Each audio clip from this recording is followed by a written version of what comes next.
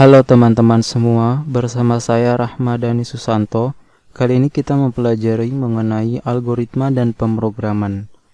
Pernahkah teman-teman berpikir bagaimana sih cara kerja komputer menyelesaikan perhitungan matematika?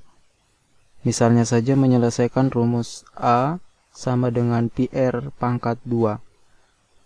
Apakah komputer akan langsung mengenali rumus tersebut tanpa kita harus memasukkan beberapa parameter tertentu? Tentu saja tidak. Komputer merupakan mesin paling bodoh dan jujur. Tetapi perlu kita ketahui, komputer memiliki kelebihan dalam kecepatan, pemrosesan, dan keakuratan hasilnya.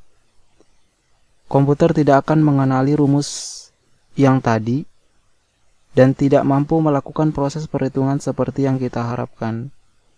Jadi komputer ini tidak bisa mengenali rumus A sama dengan PR pangkat 2. Untuk itu dibutuhkan sebuah logika penyelesaian secara sistematis menurut standarisasi bahasa pemrograman yang dikenal komputer.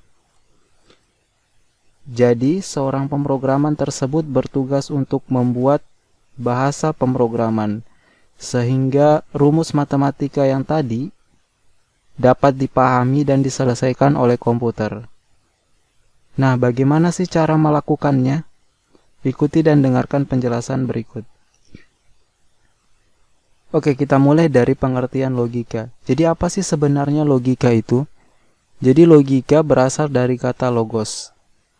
Logos ini berasal dari bahasa Yunani yang berarti hasil pertimbangan akal, pikiran yang diutarakan lewat kata dan dinyatakan dalam bahasa.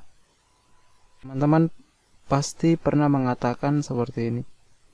Kok kamu gak punya logika? Jadi lebih singkatnya atau lebih jelasnya, ya jadi logika itu ketika teman-teman mengatakan kok kamu gak punya logika, berarti teman-teman tidak mempertimbangkan hasil pikirannya. Itu lebih mudahnya. Kemudian apa sih algoritma itu? Jadi algoritma adalah langkah-langkah untuk menyelesaikan suatu masalah secara logis dan sistematis. Jadi yang perlu kita garis bawahi di sini yaitu logis dan sistematis, ya. Logis artinya itu nilai kebenarannya harus dapat ditentukan. Jadi benar atau salah. Contohnya misalkan ada sebuah statement atau pertanyaan yang dimana membutuhkan jawaban yang benar, berarti ya harus benar. Nah, itu logis. Jadi kalau misalkan teman-teman mengatakan benar, ya harus benar. Kalau misalkan salah, ya salah. Nah, itu yang dinamakan logis. Sedangkan sistematis ini ialah harus terurut. Jadi sistematis itu terurut, tidak bisa terbalik-balik, ya. Jadi dari angka 1 sampai 10, jangan dibalik dari 10 ke 1. Seperti itu. Nah, ini contoh kasus. Ada gelas A dengan gelas B. Di gelas A ini kita anggaplah berisi kopi dan di gelas B ini berisi susu. Cuman permasalahannya bagaimana cara menukarkan isi yang ada di dalam gelas A ke dalam gelas B dan sebaliknya. Yang B berarti nanti yang ada di gelas A, yang A ada di gelas B. Nah, tentunya ini membutuhkan suatu algoritma atau langkah-langkah. Mungkin kalau dalam kehidupan sehari-hari yang ada di pikiran teman-teman yaitu kan bisa ditukarkan secara langsung atau dipindah. Jadi tinggal digeser aja A ke B, B ke A. Kan seperti itu ya. Tetapi yang namanya algoritma itu harus logis dan sistematis.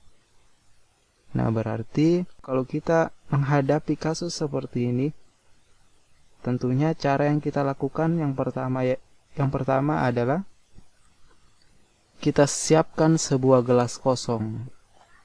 Ya, jadi nanti gelas kosong ini fungsinya wadahnya untuk menyelesaikan permasalahan yang ada. Yang kedua, kita tuangkan isi yang ada di gelas A ke dalam gelas kosong. Ya, sebagai contoh di sini kita tuangkan gelas A ke dalam gelas C. Atau bisa juga mungkin logikanya teman-teman mulai dari gelas B dituangkan ke gelas C, itu bisa saja.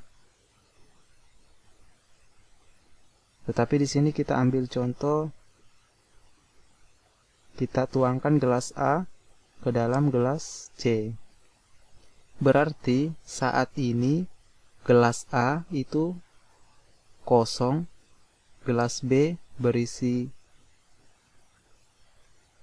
susu, gelas C berisi kopi, karena yang gelas A ini dipindahkan ke gelas C. Langkah ketiga, kita tuangkan isi yang ada di gelas B ke dalam gelas A. Berarti ketika gelas B dituangkan ke gelas A, otomatis di gelas B ini kosong. Di gelas A berisi susu, di gelas C kopi. Kira-kira masalah yang dihadapi itu sudah terselesaikan gak? Ya, belum ya. Terselesaikan tetapi cuma 1 gelas, sedangkan yang kasusnya itu 2 gelas. Berarti masalahnya belum selesai.